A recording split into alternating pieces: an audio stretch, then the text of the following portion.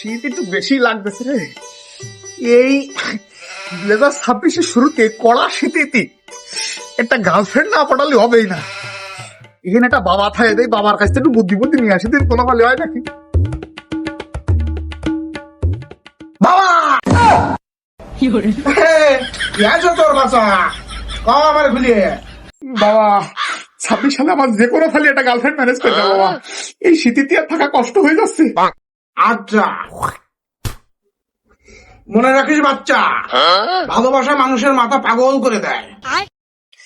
ওতে কোনো সমস্যা নেই বাবা, আমি মাথা ঠিক করার ওষুধ খাইনি মানে।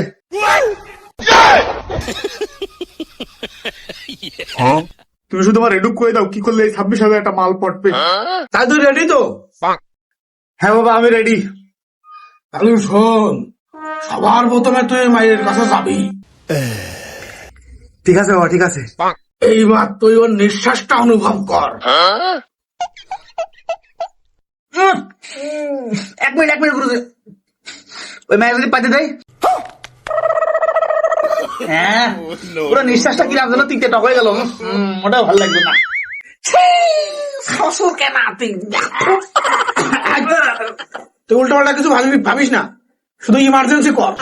ইমার্জেন্সি না, ইনার্জিন ওই একই তোরা।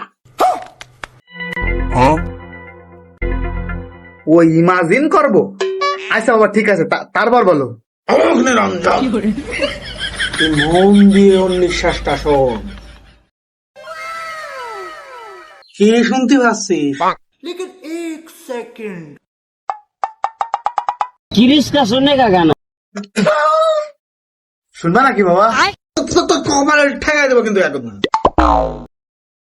এই ওসব বাদ দে, তুই একবার ওই মায়ের বাড়ি চলে যাবি, যাই বলবি আমি তোমার ভালোবাসার রোগী। রুগী? না বাবা, আমি তো জোয়ান্ডিসের রুগী। কে বলি মুতি আসলাম, সব হলুদ কালারের মুখ পড়েছে। তোর ভালোবাসার গোষ্ঠী বাইলো।